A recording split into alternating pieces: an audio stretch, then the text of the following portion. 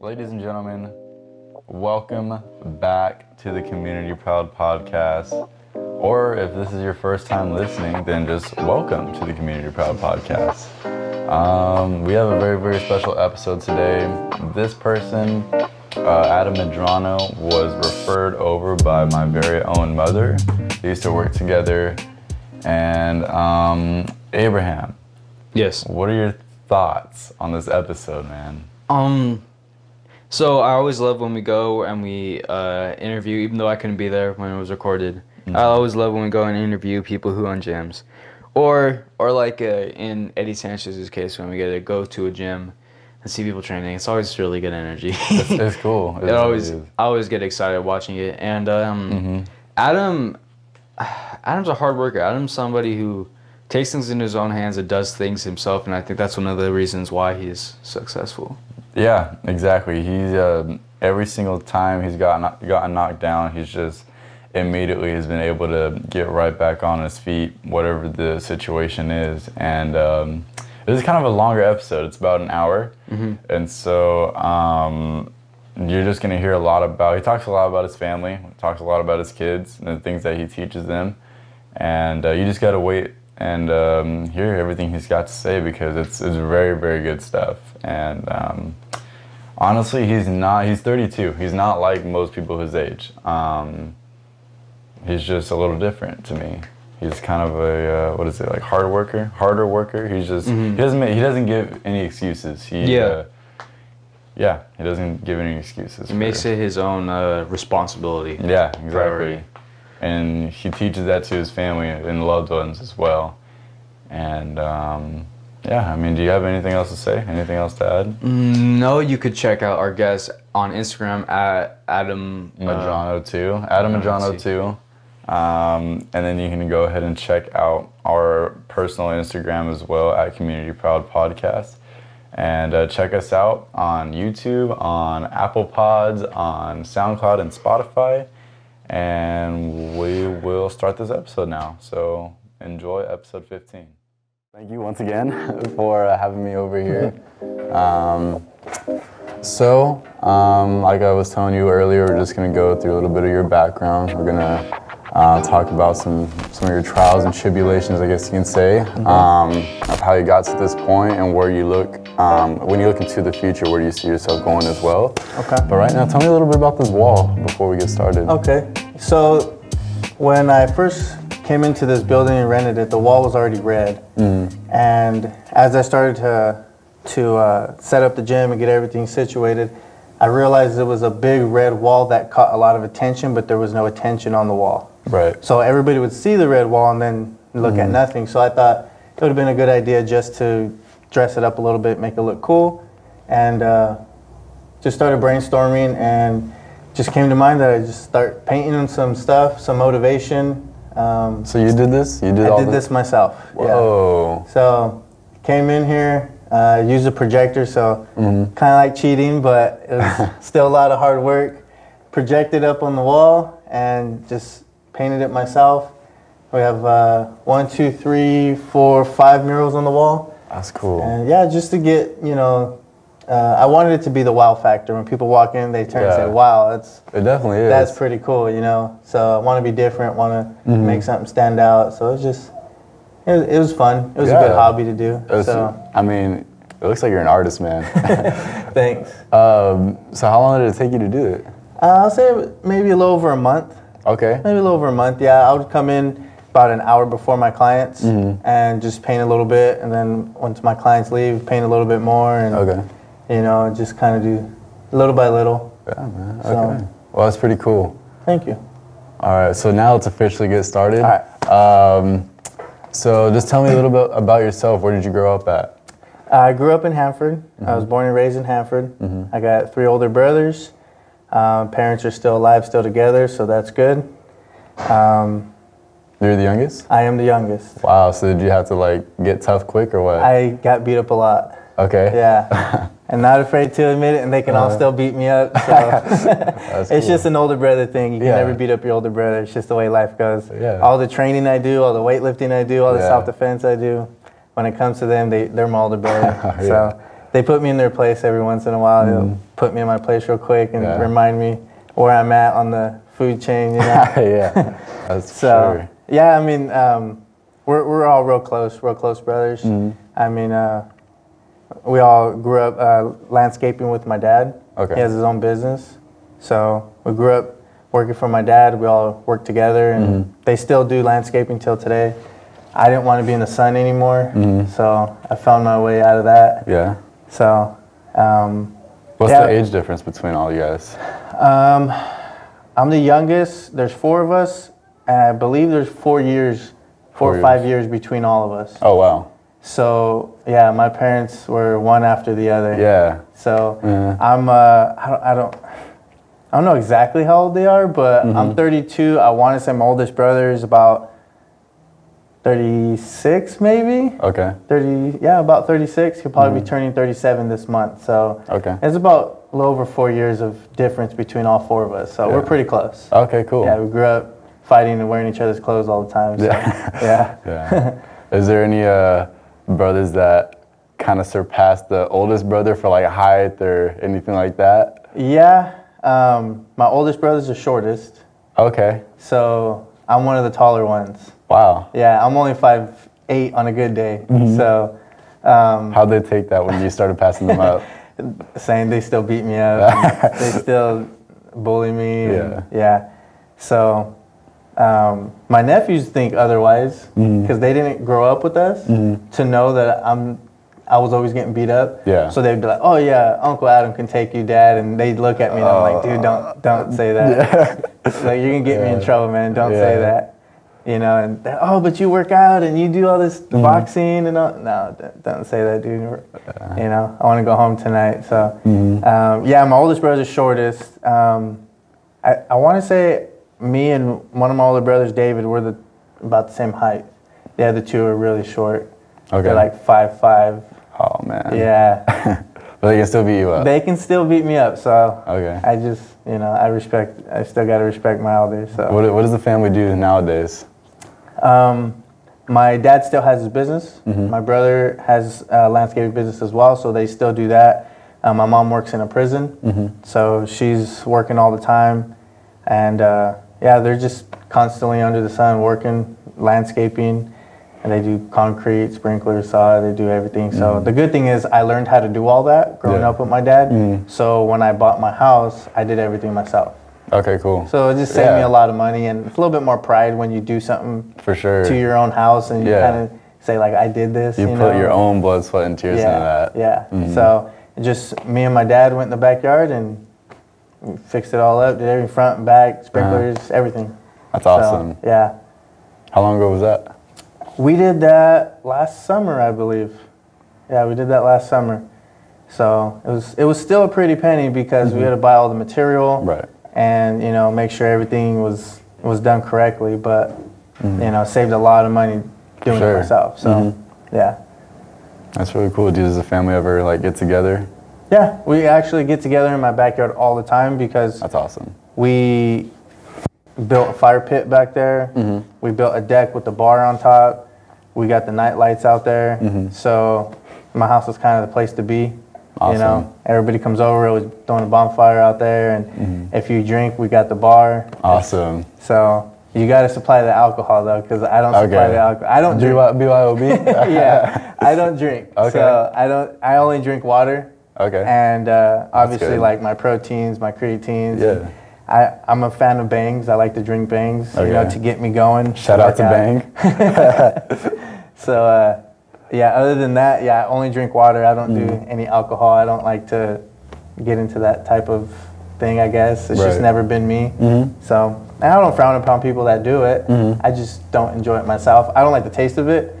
So personally, I'm like, why am I going to drink something I don't like the taste of? Yeah. You know, I can have fun without it. You know, I'll still dance with my wife and go out and do things, and we still have fun, but like, I can drive at the end of the night. You know, that's the difference. So my wife enjoys it because she can drink and she knows she always has a designated driver. So it kind of works out for her. So that's cool. Yeah. Perfect combo right there. Yeah. Tell me about your family now. You have a couple kids? So I do have a few kids. Yeah, my wife and I have 2 kids, Adam and Jayla. Okay. They're 5 and 3.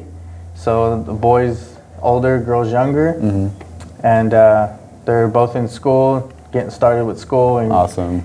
getting the rhythm of school to understand like they got to go to school now, and you know, things like that. They love exercising. Awesome. They see my wife and I do it all the time. We have a home gym.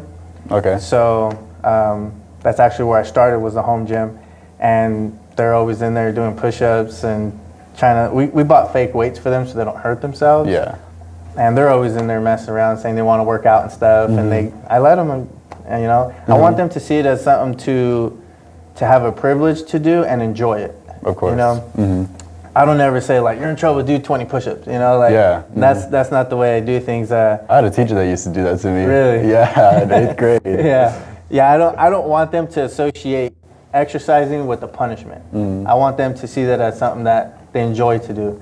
So I enjoy working out. I enjoy eating fast food. I enjoy donuts in the morning. Like I enjoy that stuff. So I always tell people like everything comes with you know, portion control. You gotta know you can't just eat donuts all day long and expect to live a healthy life. Right. But one donut's not gonna make you fat. Right. Like one day in the gym's not gonna get you fit. You know, it's the lifestyle that you live, and it's okay to have a beer here and there or a donut here and there, whatever.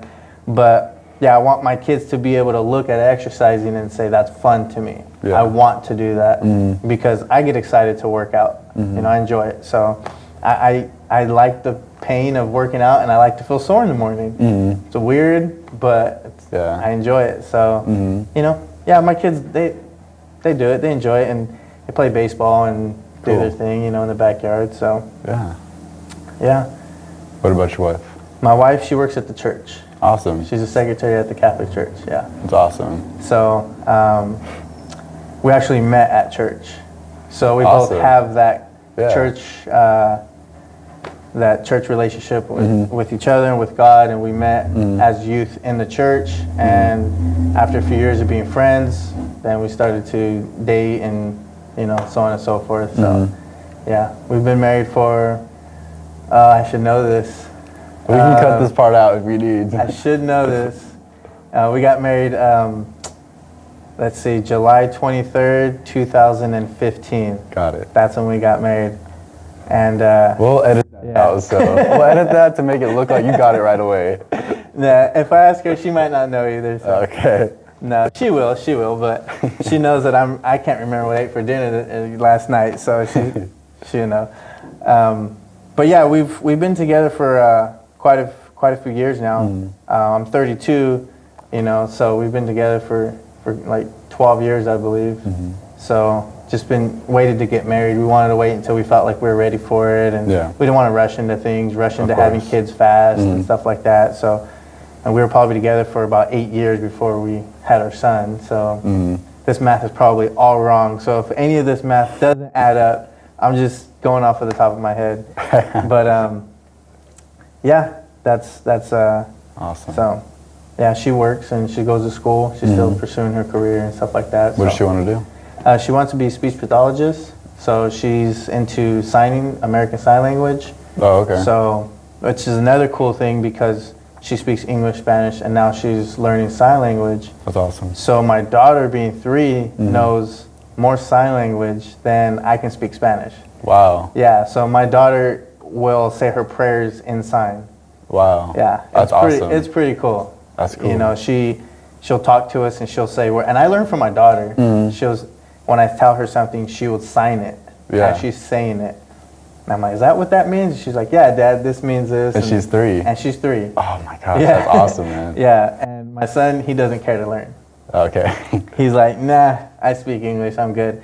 My daughter will say, Dad, can I go watch people talk with their hands? I'm like, cool. So I'll put YouTube on, and we'll put songs on, so they'll sing. And as they're singing about animals, colors, shapes, they're signing, and she's just signing along with them. That's awesome. So yeah, she's doing pretty good at that. So it's good for her. It's good. It's stimulating her brain a little bit different than just watching kids play games on YouTube or something like that. So, yeah. What does your wife want to do with that exactly? She wants to help with kids that are either deaf or have speech impediment. Speech. How do you say that word? I don't know, man. You're asking the wrong person.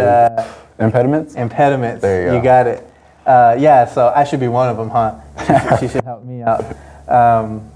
Yeah, so she wants to help children out that can't pronunciate right or don't know how to say certain things, or maybe it's a second language, or someone that's just deaf and, you know, she has to translate what the teacher's teaching. So she wants to go into those elementary schools while they're young and really help those kids out that have that, you know, I wouldn't say it's a disability. I wouldn't say it's like something like negative, you know. It's just something that they need help with because they were born, you know, so born that way, so help them out. So yeah. That's cool that she wants to do stuff like that. Yeah, yeah. There's a lot of like people, especially my age right now. You guys obviously are older than I am, but I'll ask them like, "Hey, what do you want to do?" And then they'll say like, "I don't know, I want to be a lawyer or a doctor or something like that." I was like, "Okay, cool. Why?" They're like, "It's where the money's at." I was like, "Oh, yeah, okay." You can't really. But looking at you guys are doing like what you like and what you love, and that's just like that's cool to see. Cause I'm glad you mentioned that. I'm big on doing what your heart. Exactly. Follow your heart, because, I mean, at the end of the day, money. People say like money can't buy you happiness, and I believe that to a certain extent. Money can buy you certain types of happiness. Right. You know, I feel good when I can buy my wife something, or my kid wants a toy. Right. I feel good about being able to buy that for him. So it makes me happy that I'm making him happy. But at the end of the day, you're not going to be at peace. Right. If money's not going to make you at peace. Doing what you love, being around the people you love, that's what's going to give you peace. And like a lot of my friends would be like, "Oh, you should do corrections. Oh, you should go over here where the money's at. Oh, don't go there. Go over here. There's more money in it." And nothing against those jobs, but the way that I see it, I have to follow the desire that God gave me. Right. And I don't believe that God created me specifically, not anybody else, but me specifically to walk into a prison every day. Now, if you're doing that to make ends meet to feed your kids, that's great. But, and I did do that. I did work at a jail. And walking in the jail every day is like, is this really what God's calling me to do? Right. You know, and I'd rather do something that I'm enjoying. You know, like since I started working as a personal trainer, I always tell people I haven't worked since I started. I haven't worked. I'm helping people out. I'm enjoying it. They're my friends. You know, they're strangers that become friends, and you're seeing the progress in them, and they're happy when they get those results. And it's not like I'm clocking in and clocking out. And you know, like people hate Mondays. Yeah. I love Mondays because I get to come back here. Yeah. You know, so I'm like, Monday's not a day I dread. You know, Tuesday's not a day I dread. I look forward to those because I'm like, Monday we got boxing and we got weights. Tuesday we got self-defense with women empowerment. Wednesday I got these clients that are my friends that I used to work with. And, you know what I mean? So it's all exciting to me. It's not like I don't want to be here, you know. The only reason sometimes I don't want to be here is because I want to be at home with the kids, you know, and the wife, and enjoy that time with them. But they know I have to work, so...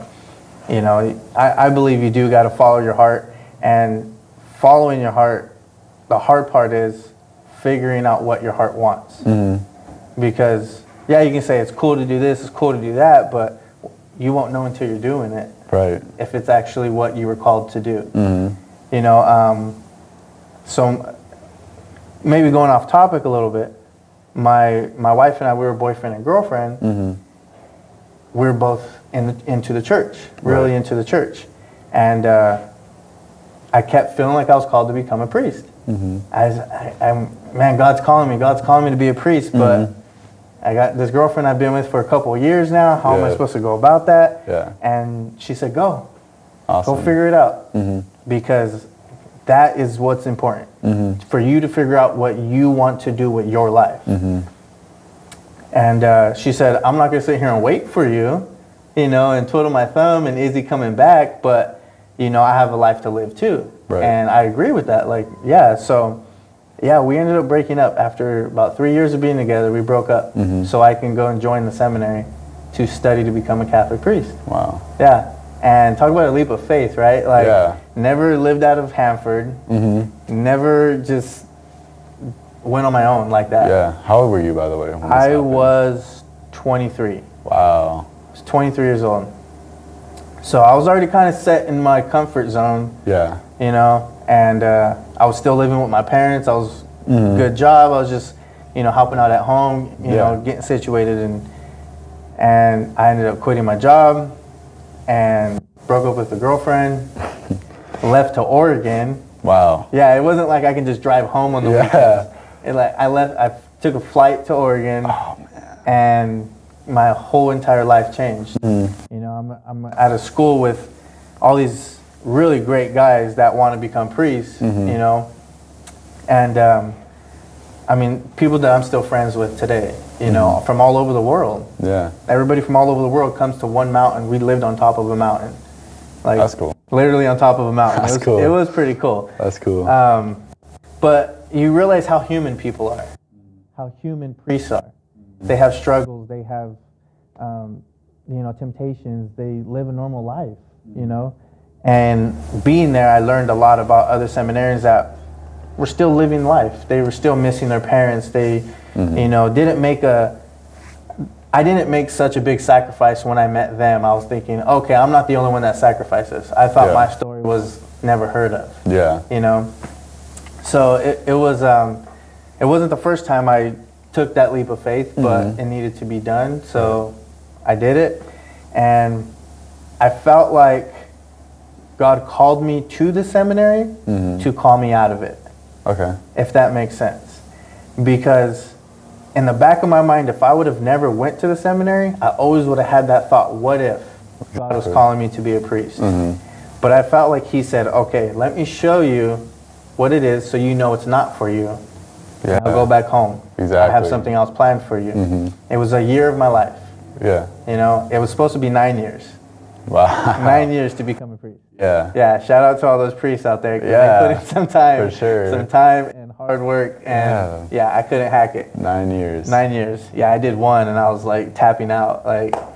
So if you would have stayed there, you would have barely finished like 2 years ago, or 1 year ago? My math isn't great, but I tell my wife, you know, I feel like I've been telling this every year. You know, this year I would have became a priest. You know, this year I would have became a priest. But I want to say it's this year. I want to say either this year or next year I would have become a priest. Oh, you're 32 now. So I'm 32. Yeah, it would have been probably this year. 23, so it would have been somewhere around this time I would have been ordained a priest. Man. Crazy, right? Yeah. Absolving people from sins and mass and everything. Yeah. It's a good thing I walked out because I just, you know, and now I'm married with 2 kids and I wouldn't trade that for the world, you know? Of course. So, yeah. Yeah, you know, it's just, it was scary, and it was something that I felt like I needed to do. So I ran with it. And I took the leap of faith, came back, and we eventually got back together. And you know, that story was set. You know, we just did it together, and you know, let's figure out this journey together. And you know, got married, had kids, and the rest is history. So. Yeah. So how did this all come about then? So being here, basically I started to, I've always been into fitness. As a freshman, I was probably the smallest guy on campus. And getting, like I said, 3 older brothers that always beat me up. I needed to get bigger and stronger. So that's when I turned into, hey, I need to lift some weights. I need to get some type of muscle on me. I still don't feel like I have any muscle on me, but I'm still trying to strive to get that muscle on me. So basically I just working out in high school, working out through college, and then I just slowly started to develop a gym at home. So the way that worked was I was paying for myself, my wife, and my brother to go to the gym. Well, when we found out she was pregnant, I was like, okay, we're gonna save some money. And let's get rid of this bill, let's get rid of this bill, let's get rid of, you know, and bought our house, started getting situated. And when we bought our house, I was like, okay, let's start our own little gym in the backyard. Yeah. You know, right in the back patio. So that's what we did. We bought one weight here, one weight there, and sure enough, eventually we had our home gym.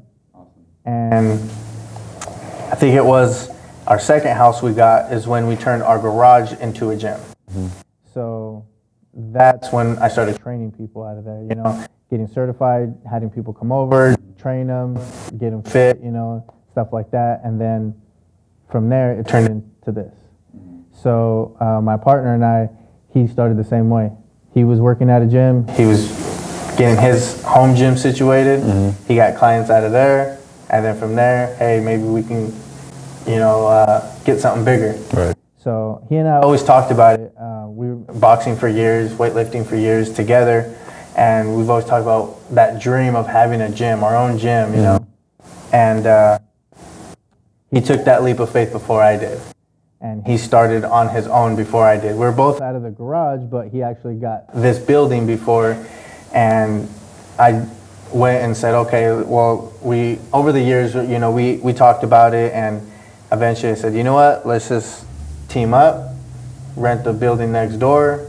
We got our door in the middle, and now we have, both facilities as one facility. So it just worked out, and we've just been partners ever since, just getting clients in, and it's a bigger space than a garage. So yeah, you can fit a lot more people in, you can do more. I still have my home gym, and that's where I work out. I don't normally work out here because I feel like this is more of a place where I work. I try not to work out as much here, but sometimes I still do, with the boxing and things. But for the most part, my wife and I and my kids, we work out at home. That's so cool. Yeah. That's a cool little family bonding thing too. Yeah. Yeah. Like I think you were saying about that in the beginning too, where they have their own separate weights and stuff like that. Yeah. That's cool. Yeah. Do you ever see them doing anything like this, or are they too young right now to really? You always ask kids, like, what do you want to be when you grow up? And, they'll give you a big old broad, answer, Yeah. My daughter wants to be a ballerina when she grows up. That's awesome. And I'm like, good, be the best ballerina you can be, You be that best ballerina, and don't ever let someone tell you can't, And my son asked him, he said he wanted to save lives. Awesome. I'm like, that's a smart answer. You're not telling, I want to be a doctor, I want to be a firefighter, I want to be a cop. They all save lives. Yeah. You're saying you want to save lives, period. So you're leaving your umbrella open to say, any one of these careers I can choose. But his heart wants to save. He wants to help. That's awesome. And it's probably because he watches superhero movies and all that, and Avengers, but his heart wants to help people. So I'm like, good, that's a good answer. You want to save lives. Now, when he gets older, he can start figuring out how to save those lives. What's the best way to save those lives? So, yeah, he's 5. Yeah. So, is he going to say pro football player, or he wants to be Spider-Man, or, you be the best Spider-Man out there, man. Like, don't let no one tell you can't, just be careful climbing walls. Yeah. Yeah, don't climb the walls in the house. Yeah. So, yeah, I'm their biggest hype man. Awesome. I'm their biggest hype man. You see it all the time. Dad, look at this. And they do something that's not amazing at all. Yeah. I'm like, dude, that was so cool, man. Like, I wish I could do that when I was your age. Yeah. And he's like, you really think it's cool? I'm like, man, that was the coolest little, I don't know what you did, but that was so cool. Yeah. My daughter wants to be a ballerina. She turns around. Hey, that was the best turn I've ever seen. That was awesome. Yeah. Beautifulest ballerina. And she gets all happy and she runs away. It's our job to lift them up. We're their hype man. We got to get them to feel confident about themselves. Instead of like, oh, that was weak. You can do that. So, yeah. My son's 5 and he can do 20 legit push-ups. That's awesome. That's crazy. I don't let him cheat. Yeah. I don't let him cheat. I'm like, hey man, for real, that wasn't a real push-up. And he's like, all right. And no, yeah, I put him up on my Instagram as a little challenge that they did, and he did 20 legit push-ups. So yeah, he's gonna be a strong little kid, I hope. So. That's cool too, because do you ever teach them any self-defense for their own? Obviously your daughter's kind of young. Yeah, she's really young. Yeah, she wouldn't even know what it is. Him, I'm more trying to focus on defend your sister, protect your sister. That's your sister, no one else's. If you want to hit your sister and you guys are playing around, and they always fight. That's cool. You guys can play fight. But no one else can touch your sister. Mom and dad can't touch your sister. That's your sister. You defend her. Take it personal. Yeah. So if he does go and hits my daughter, I tell him, like, you hit my daughter? That's my daughter. You don't hit my daughter, man. He's like, that's my sister, but that's my daughter first. Yeah. You don't hit my daughter. If he says something to my wife disrespectful, I don't tell him, don't talk to your mom like that. I say, don't talk to my wife like that. Awesome. I make it personal. Yeah. Because if I say, don't talk to your mom like that, he can say, she's my mom. Yeah. That's mine and my mom's conversation. That's our conversation. That's let us figure. No, I make it personal. Don't talk to my wife like that. Now you're getting me involved by disrespecting my bride. You don't do that. And I do the same thing with my son when my daughter's mean to him. Like, don't call my son stupid. He's not stupid. Yeah. You know. And she's like, sorry, Dad. And I now tell him sorry. You know, because you offended him too. So that's just the way that I was. It was a little advice that a friend of ours gave us. Oh, that's awesome. An older couple. And it just blew my mind that, you know, it's looking at things a little bit different, you know, to help them respect, you know. If I say something disrespectful to my mom, my dad's going to take offense to it, not just my mom. My brother's going to be like, dude, don't talk to mom like that. What are you doing, you know? Yeah. So you're not just hurting the person you're talking to, you're hurting the people that love that person. Of course. So, yeah, I try to throw those little life lessons in on them. And, that's good. You know, I don't know if I've ever, I mean, I think but I haven't met anyone that actually put that into action. That's really cool to see. It's it kind of like, not like, what's the word I'm looking for? Like makes them a little bit more like grown up, I guess, for their age, because they're just, it's usually like you see like, it's just don't talk to your mom like that. But you add in, don't talk to my wife like that. It just makes it, it just makes it a little bit more grown up or something like that. Like you're talking like man. Something like that, and that's really cool to see. And I don't really get mad at him about it. You know, I play it around a little bit. You know, and I'll be like, "You talking to my wife like that? Man, get over here." And you know, but then I tell him like, "Hey, for real, don't talk to my wife like that. That's disrespecting. And she's your mom. You should respect her more than that." Yeah. He's like, "Yeah, I know, Dad. You know, I'm sorry. You know, whatever." And you know, we play fight, and you know, we do that kind of stuff. And you know, I play fight with them all the time. So when another kid hits him at school. He's like, man, my dad hits me harder than that. You ain't, That's awesome, man. And the same thing with my daughter. I tell her, man, you're so beautiful. You're a perfect girl. So the first boy that tells her that, she's going to be like, my dad got better game than that, man. Come on. Like, you think that's going to sweep me off my feet? My dad tells me every day I'm beautiful and I'm perfect and stuff. Like, you know, like, nah, that's my heart, you know, like, crazy. So it's different, boys and girls. It's different, man. It's completely different. And I love the fact that I have a boy and a girl because the love's different. The love is complete. My son will come up to me and punch me, tell me he loves me. My daughter will come up to me and give me a hug and tells me she loves me. And it's cool to have that that different kind of love with them. You know, like, I can't play fight with my daughter like I can with my son. You know, and then I have little makeup days with her where I'm putting her makeup on and then I'm putting his cape on, and you know, so it's fun. It's fun to have different. Yeah, that's awesome. Yeah, so, yep. That's awesome. So, okay, we got a little bit off track. We did. Let's get back into this now. So what were you said you were working at the jail, right? I was working at the jail, yeah. Okay, what were you doing there? I was a detentions technician. Okay. So. Oh, you were working with my mom? Yes, I was. Yeah, that's awesome. Yeah, so good people work there. I don't know if good people are housed there, but good people work there. Yeah. More or less. And yeah, it was a good experience of life. It was a good experience, for sure.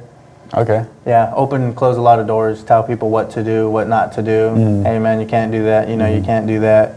You know, counsel them kind of thing. Like, you know, it was a bad decision, man. You know, stuff like that. If any fights break out, you got to call them. You know, just keeping our deputies safe. You know, making sure they get home to their wife and kids or their husbands and kids, and you know, making sure that everybody goes home the way that they came in. Yeah. You know, so they got your back, you got their back. Of course. Everything's, you know, so. Yep. So what made you go from there to now here? So I actually got let go. Okay. They decided that my services there were no longer needed. I wasn't given a reason, but that was okay with me. I was just like, you know what?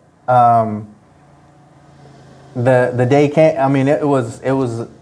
I've never been written up, never been scolded about anything. It was just a complete blindside to me. Yeah. And I was like, okay, like, you know, where do I go from here? So, you know, called my wife. I said, hey, everything's gonna be fine. We're gonna be good. But I just got let go. But everything's gonna be fine. I got this. Whenever I ever went with anyone not being fed or the bills not paid, I will make sure we are fine. Yeah. And she trusted me. I'm like, dang, she really trusts. Like, she was like, all right, you got this. I trust you. I know you're gonna do something. And I was just like, all right. So I could have went different ways. I could have been angry about it. I could have, you know, this is dumb. I could have went that whole route. I mean, there's no positive outcome to that. Yeah. So I mean, the decision was already made. I walked in and the decision was already made. So there's not too much. There's no negative that's going to come out of that. A positive thing, you know, showing negative. So I just, you know, rolled my sleeves up and said, let's do this. Let's go to work. Yeah. There's more than enough opportunities out there. You just got to find them. And I looked at it like a blessing in disguise. Blessing in disguise for sure. You know, like I said, you don't want to walk into a jail every day, but it was paying the bills. And I didn't hate my job, but I felt like I definitely could have been doing more to help people out. You know, and yeah. So when I got let go, I went and talked to my partner because he was already. I think 2 days before I got let go, he and I had a meeting about joining up together, and I was like, I'm in the process of new things there. I just got promoted, just got this, just got that. I was so excited about where that was leading. And I was like, I'm not really ready to let that go because I'm still trying to figure out where I'm going with this, you know? And he was like, all right, man, you know, whenever you're ready, you know, we can do this. And he's all excited about it. And 2 days later, I get let go, and I'm like, hey, man, about that conversation we had, you know? And he was like, oh, perfect, let's do it. So, that's awesome. Yeah, I mean, blessing in disguise for sure. I mean, I love what I do. I mean, if they said you can have your job back, I would decline it. Obviously, you know, I'm not going to, but I would. No, I'm happy here. I love what I do here. I love this lifestyle, and you know, just helping people out in a different way. You know, so yeah. I mean, there's different routes you can go when you get a bad call like that. You know. Yeah. But yeah, I came back from my 2 days off, and I'm like, how you get fired on your day off, right? Like, it makes no sense. But yeah, I mean. It is what it is, and I still have good friends from there as well. You know, when I left the seminary, I kept in touch with all the good friends. When I left the jail, I have a number of friends I still keep in contact with. We still hang out outside of work and stuff like that. So, yeah, it's, you know, there's no hard feelings. You know, it's not like I'm bashing them. I'll never do something like that. I'll never throw anybody's name under the. It's just like I said, there's throwing out negative. You're not going to get positive back. It's just not going to happen that way. So there's no point of it. You know, I can sleep at night. I know what I'm doing and where I'm at in life, and so, yeah. That's awesome. It was, like you said, blessing in disguise for sure. Yeah. Now you wake up every day, get to do what you love. Yeah. You know, I wake up every day at 5 a.m. to be here. That's wow. Yeah, and I don't wake up saying I hate my job. I wake up saying I don't want to wake up this early, but there's a little bit of pride in there to know that my family's sleeping while I get up and go to work and work hard to support them. So there's a little bit of pride that kind of gets me going. And once I'm here. I'm awake, and we're boxing, and we're lifting weights, and we're, you know, doing all these different things. And, you know, my day starts early. And tonight I'll probably get home around 9 o'clock at night. And, you know, just helping people out throughout the day. Some people come in their lunch breaks. So, you know, it's just, you know, I'm here. So my clients always tell me, well, when are you available? I'm here when you need me here. Awesome. That's when I'll be here, because this is what I do. You know, other than I have to take my kids to school, I got to pick them up from school. I get about an hour to be with them after school to make sure they eat, they start their homework. How was your day? We're good. All right, take them to daycare, and I'm back. You know, my wife's working, she's going to school, so we have a busy schedule. But I always prioritize. On my work schedule, I have exactly what I'm going to do, as in picking the kids up, getting them ready, taking them here, you know, so I know I'm not going to put a client over my kids. You know, they need their dad first. So I make sure I put that time in there to make sure they're set, they're good. So, yeah. Cool. I'm kind of like you said, I have this time available. I was like, okay, cool. Yeah. Like, awesome. These are my available times. I thought it's because I was like, oh man, I hope I'm able to get this guy, man. He's probably busy, man. He's got all sorts of people counting on him, and you're like, hey, you can come in. I was like, today? Yeah, we literally talked today. The first time we ever talked was like today. I messaged you last night. Yeah. That was pretty cool. Yep. So yeah, I mean, I like what you're doing. I like that you're getting out there and following Appreciate your it. heart Thank and you. your dream, you know, and you know, don't stop, you know, like just do it, you know. And all those naysayers are just people that don't want you to succeed, or they're still living in this, you know. And people say you're a naysayer, this and that. They're still living in, you know, nobody can ever go to the moon until somebody went to the moon. No one can ever do this until they actually did it, you know? Yeah. So everybody wants to be that person to say like, nah, you can't do that. It's impossible. You know, that's impossible. That dream doesn't make enough money. Yeah. Or that doesn't, you know, whatever the reasoning is. Yeah. The reason for not doing it is not your reason for doing it. You know, so yeah, just follow your dream and, you know, do it. Of course, Have fun doing it, yeah. Yeah. So tell me a little bit about these self-defense classes you have going on now. So our self-defense classes, I'm really excited about it. I think we're in our 4th or 5th week now. Fairly new.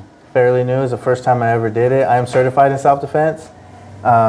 So I thought about, you know, like there's not a lot of either gyms or places that you can go to get women's self-defense. So a women's self-defense isn't a normal self-defense class, because teaching a woman's self-defense and teaching a man's self-defense are different on different levels, because most women aren't as strong as most men. Right. So I tell my clients, we're not going strength for strength. We're going technique versus strength.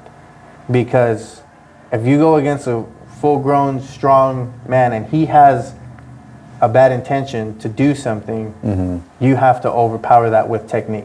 Yeah. You can't go, let's see who punches harder, Yeah. or let's see who has more will to live, or, you know, these people might be intoxicated on drugs, all these things, you know, you can't compete with that.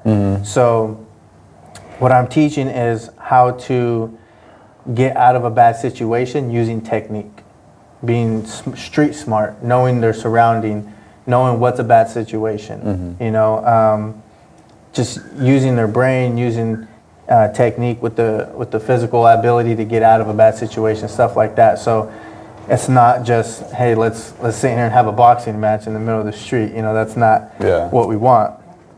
So yeah, there's a lot of wrist locks, there's a lot of takedowns, there's a lot of chokes, there's a lot of things that'll break a lot of bones. But it's leverage, it's technique. It's not, you know, sitting here one-on-one fight and let's just see who can punch each other the hardest. Yeah, of course. So, and the main thing is I want to build the confidence in these women to know that they can go to the store by themselves and not feel like I have to take my husband with me, or I have to leave the kids at home because then they're vulnerable to getting, you know, taken, or just different things like that. You know, you don't want these women walking around scared. Yeah, of You know, course. you want them to have that confidence to know that bad situation, they can take control of the situation and get out safe. You know, so it's really fun. We move all the heavy bags. We get this place nice and open up, and they're in here rolling around. They're taking each other down. They're doing chokes. I'll use myself as an example sometimes. I'm like, okay, go ahead and grab my neck and do a choke or do this choke, and they do it, and it's legit chokes. Like I feel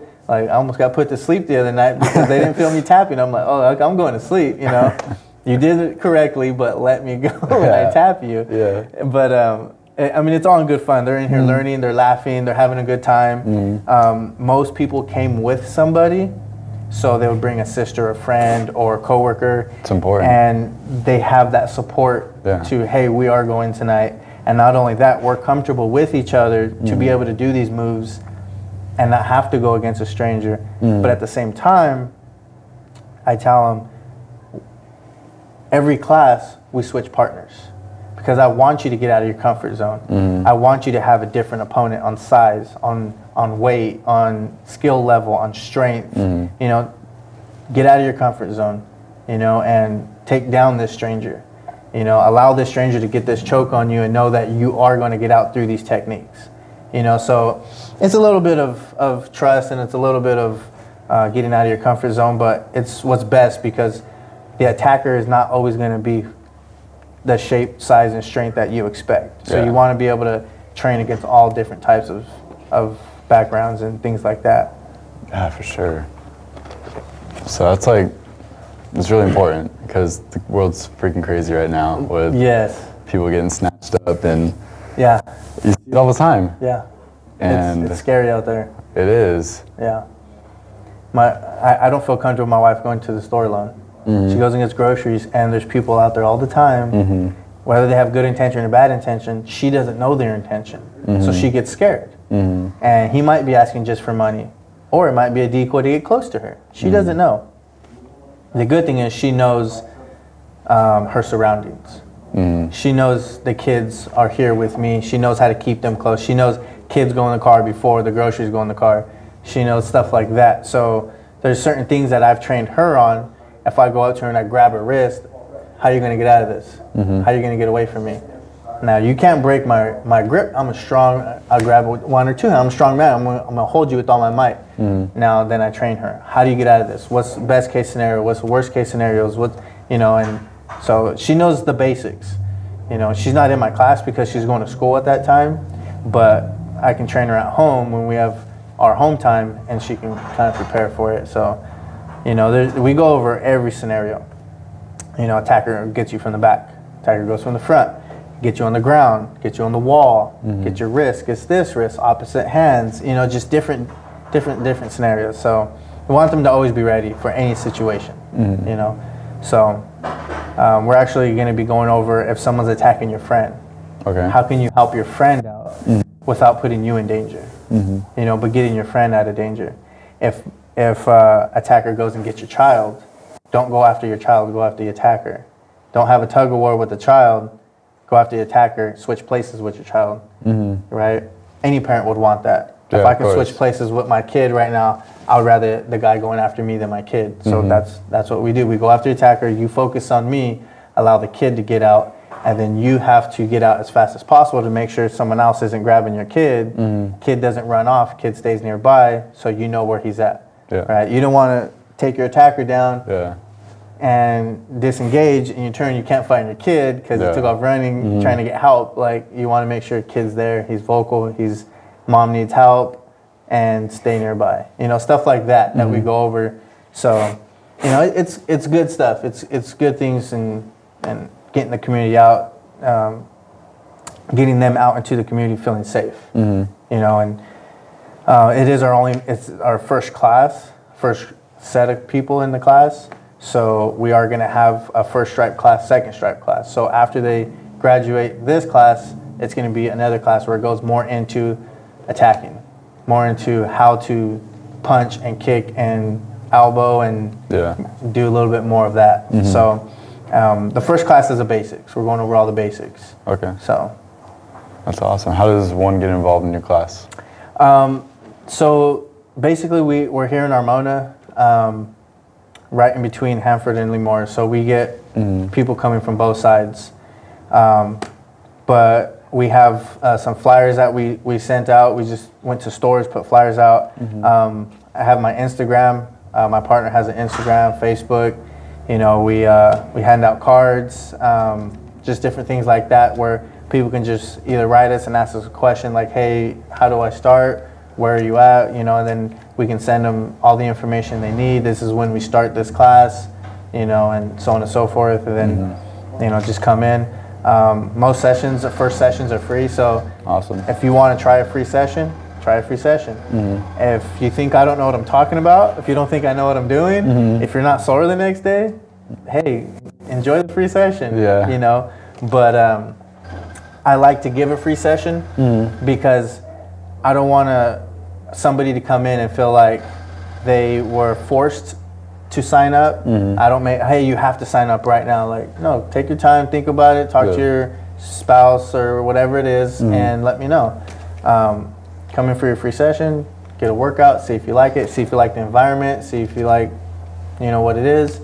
Think about it, pray about it, figure it out financially, whatever, and, come on in. We've had a few clients that deal with anxiety, depression, and once they came through here, they were like, my anxiety's down, my depression's, going away, I'm starting to feel more confident, feel more excited to come, those endorphins are going off, you know, so they're feeling good about what they're doing. The results in the mirror looking good. Yeah. So it kind of just starts to change their whole view on life, you know. We did have a suicide awareness run here. We're trying to show people, hey, you know, like, let's be aware of the situation that's going on in our community. We want people to know there's help out there. You know, it's not the last resort to take your life. You know, there's help. There's people that are willing to help. There's physical activities you can do. There's different things. You know, it's not the end of the world. And a lot of them are young. Yeah. A lot of them are young because they can't see past a certain part of life. You know, high school is not the end of the world. Yeah. College is not the end of the world. You know, so yeah, we had that going where we had a run and we had some food and some games and things like that. So it was a good turnout. So trying to get out there in the community more and show people like, hey, we're over here just so you guys know. We're in Little Armona. So, you know, you guys can come out, check out the gym, you know, do a walkthrough, have a free workout, hang out, whatever, you know. So yeah, it's going good though. It's going really good. So big picture stuff, where do you see this all going? What we have talked about, and it's funny you say that because like we were just talking about it. My partner and I, he said, "Man, we started in a garage. We both started in a garage, you know, and the big dream was to have our own gym, and that big dream became true. And then, oh, it'd be so cool if we got another spot. That dream became true. Now we have 2 spots." Man, it's so big of a dream to have a public gym, because it's not a public gym where anyone can just walk in and work out. They have to be one of our clients. So we've been talking about opening up a 3rd spot and having it more of a public gym with our personal training with these facilities here. So the big picture would be to have not 2 small rooms, but 1 big one. 1 big gym where we're teaching self-defense, we're teaching boxing, we're teaching like having our weight loss programs, having people just come in and out as they freely choose to work out, you know, paying their normal monthly membership, thing like that, but also having the core root of what we started, the main thing. So we thought about maybe a 3rd small building and have that a public gym, or just opening a huge gym kind of thing. And so that's one of the big dreams that we haven't got to yet. So we're hoping in a few years we can get there and be comfortable and be able to have a little bit more space, you know, things like that. So I mean, the bigger the space, the more clients you can fit, and that's what it comes down to. You know, you can have 10 clients or you can have 20 clients in that same time. You know, so and having the one-on-ones is always good because you get that attention. You know, if you have 10 clients, that's great, but you can't spend one-on-one with each client for that hour. So one-on-ones are always recommended because you have that time specifically for them. So yeah, that's awesome. So we're gonna start wrapping up a little bit. There's always one specific question that I ask at the end of my episodes. I started this question on my 10th episode. So let's continue on the tradition right now. How do you want to be remembered as when all said and done? When it's all said and done. Final buzzer. I'm done. How do I want to be remembered as? Oh man, I hope I would want to be remembered as like, oh man, that's a deep question. It is. I like to get deep with people sometimes. And what I'm thinking about is when you say how do you want to be remembered as, I'm thinking my first instinct was my kids remembering me. So I don't care how the followers on Instagram remember me. That's not who I matter to be remembered by. It'd be my wife and kids, my brothers, my parents, you know, the ones that are the closest to me. But I would want to be remembered as the guy that smiles.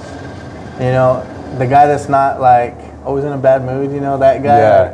Like when my client walks in and I'm smiling, I'm in a good mood. I'm like, hey, you ready? Let's do this. Let's go. Get them excited. Be that hype man, you know. I don't want to be remembered as old grouch or, you know what I mean? Like, I want to be remembered as being positive, always wanting to help people, always wanted to lend that helping hand. I was a volunteer firefighter for 4 years. you don't get paid to be a volunteer firefighter. Right. But it was just because I wanted to help. So I wanted to get out there and help the community, help people in need of trouble, you know. And yeah, it'd probably be just that guy that always wanted to help. Always smiling, always happy, ready to, you know, roll the punches. You know, someone throws salt at you, add it to your food and keep going, you know? That's awesome. Like, someone throws a wrench at you, tighten a bolt and keep going, you know? When they want to throw something negative at you, use it as a positive and just look at life in a positive way. Don't, you know, and just, God gave us one life. He doesn't want us to be miserable. Right. He wants us to be happy. He wants us to get along, you know, regardless of what religion you believe or what type of whatever you're raised. He wants us all to be happy, live the best life we can live. So trying to help people, lift them up in different ways, spiritually, physically, emotionally, whatever it is, you know, just all trying to get to the same place. Yeah. You know, I always tell people, like, and I always go back to religion because that's what's always on my heart. When I mean, I'm a Catholic, and I wasn't always Catholic. I became Catholic. I chose to be Catholic when I turned 18. I chose to get baptized and get confirmed and things like that. But I always tell people, if we're not in the same religion, we're both trying to get to the same heaven, right? We're both trying to get to the same spot. So I use an example. I say, all right, man, if you're trying to get to the gym from your house, I'm trying to get to the gym from my house. We're going to take two different routes to get there. But we're both going to end up at the same spot. So we're both trying to get to heaven. We might take two different routes to get there. You might praise God and worship God a different route than I do, but we're both going to eventually meet up at the same spot. And that's the goal, is to get to the gym. And we both got there. You know, some people might take a little bit longer because the route's a little bit further, but you still got there. And we're all happy when you get to the gym. Show up late better than ever type of thing. So I'm always trying to just give that positive vibe to people, like, you know, be happy, smile. Don't take everything so serious. You know, just be happy. And I guess that's how I'd want to be married. A happy guy that's always positive and trying to help people, and just a loving guy, I guess, you know. So yeah, I wasn't expecting that one. So we'll go part two. I'll come back in 10 minutes. All right. Come up with this big old elaborated. There you go. So so we're gonna wrap things up now. Is there anything that I haven't talked about or asked that you want to add? No, I mean, I can talk for days, so I mean, the floor is yours. So whatever you want to talk about. Yeah, you know, I mean, there's not too much I can go on about. I mean, I gotta talk about myself for days, but yeah, I don't know. I mean, be happy, live life, be good. You know, be good to others. You know, all that good stuff. Chase your dreams. Yeah, chase those dreams. Like, you know, like, just don't let nobody tell you no, man. Don't let no one tell you no. They tell you no, then, like I said, they throw salt at you, throw it in your food, right? Eat it up, keep going. You know, just roll with the punches. Yeah, I mean, I don't really have anything else to add. I mean, all right. So I think we're all good then. Yeah, I don't think I looked at the camera once. It's all good. It's all good. Well, you want to shout out your business real quick? Yeah, so I know we went through your whole business stuff like that. We didn't even say the name. It's Gym Fitness here in Armona, California. So we train boxing, self-defense, weightlifting, circuit training, weight loss, food plans, you know, you name it. If it's in fitness, we're somewhere in there. So come out and say hi. Do you guys have an Instagram? We do have two separate Instagrams that we promote with. Okay. Mine is Adam Medrano 2, and his is Gem Fitness. Okay. So we'll have those in the link. We'll link them out down below. Yeah. So feel free to follow or DM and ask questions about the gym, or, you know, I mean, I love when people ask me questions about anything, you know. It just makes me feel like I'm smart when I can answer a question, you know. I might Google it, but I will answer that question. If I don't know, I will not lie to you. I will tell you that. If someone asks me a question I don't know, I'll be the first one to say I don't know. But I will get back to you, because I'm not going to make something up and sound dumb. You know, like, no, I'm not getting anything out of that. You're not getting anything out of that. So, yeah, if you have any questions, feel free, write me, and yeah, we'll get you started. So. All right. Well, Adam, thank you so much, man. Thank you. All right, we'll see you guys next time on the next episode. Okay, guys, so hope you guys enjoyed episode number 15 with Adam. We had a fun time at the gym. At least Dustin did. I didn't get to be there. Wow. But go check him out on Instagram, Adam Medrano 2. As always, Instagrams are in the description and where you could find them or where you could support them. We always support our guests. We'll be posting on our stories. We'll be posting on our just Instagram in general. Any projects that our guests do. Because we love supporting them. We got David coming out with a new project soon. Got a bunch of guests doing amazing things. And David Sumbella. woo!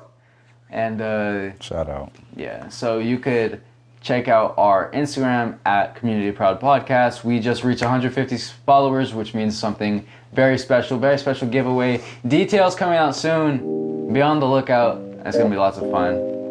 And we hope you guys have a wonderful week. You can follow Dustin at Dallen99 at 2199 DALLEN 2199. You can follow myself at _Abe.Jacobs, and we hope you guys have a